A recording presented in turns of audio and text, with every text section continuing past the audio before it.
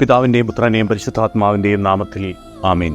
ഒരു വാർത്താ ചാനലിൻ്റെ തലക്കെട്ട് എന്നെ ആകർഷിച്ചു. പ്രതീക്ഷ മങ്ങാതെ. എല്ലാ പ്രതീക്ഷകളും അസ്തമിച്ച ആ കുടുംബത്തിന് ഒരു ഉത്തരം ലഭിക്കണം. ഏതാനും ദിവസങ്ങൾക്ക് മുമ്പ് കർണാടകയിലെ അങ്കോലയിൽ മലയിടിച്ചിലിൽ കാണാതെ പോയ നമ്മുടെ സഹോദരൻ അർജുനനു വേണ്ടിയുള്ള കാത്തിരിപ്പിലാണ് അവൻ്റെ കുടുംബവും അതോടൊപ്പം തന്നെ നാം ഓരോരുത്തരും. അവനെ കണ്ടെത്തുവാനുള്ള തീവ്രമായ പരിശ്രമത്തിലാണ് ഊണും ഉറക്കവുമില്ലാതെ ഒരു കൂട്ടം ആളുകൾ. ഒരു കുടുംബത്തിൻ്റെ പ്രതീക്ഷ മുഴുവൻ ചുമലിലേറ്റിക്കൊണ്ട് വളയം പിടിക്കുവാൻ ഇറങ്ങിയവൻ്റെ മുമ്പിൽ പ്രകൃതി ഒരു തടസ്സമായി വന്നു. ആ കുടുംബത്തിൻ്റെ പ്രതീക്ഷ മുഴുവൻ അവനിലായിരുന്നു. 19-ാം വയസ്സിൽ ജോലിക്കിറങ്ങിയ ആ മനുഷ്യൻ്റെ അധ്വാനം ഒന്നുകൊണ്ട് മാത്രമാണ് ആ കുടുംബം എല്ലാവിധ തകർച്ചകളിൽ നിന്നും കരകയറിയത്. ആ കുടുംബം നമുക്ക് ഓരോരുത്തർക്കും ഒരു മാതൃകയാണ്. ഇപ്പോഴും തകരാതെ ആ കുടുംബം അവന് വേണ്ടി പ്രതീക്ഷയോടെ കാത്തിരിക്കുകയാണ്.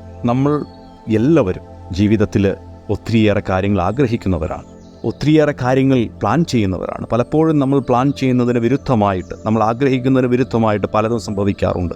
ഇങ്ങനെ സംഭവിക്കുമ്പോൾ നമ്മൾ തകർന്നു പോകുന്നു. പലപ്പോഴും ദൈവത്തോട് ചോദിക്കാറുണ്ട്, എന്തിനാണ് ഇങ്ങനെയൊരു ജീവിതം എനിക്ക് തന്നത് എന്ന്.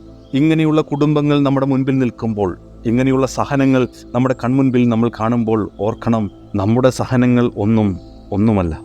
എൻ്റെ ആഗ്രഹങ്ങൾ നടന്നില്ലെങ്കിൽ അതിനേക്കാൾ കൂടുതൽ വിഷമം അനുഭവിക്കുന്ന ഒത്തിരിയേറെ ആളുകൾ എൻ്റെ ചുറ്റിലുമുണ്ട്.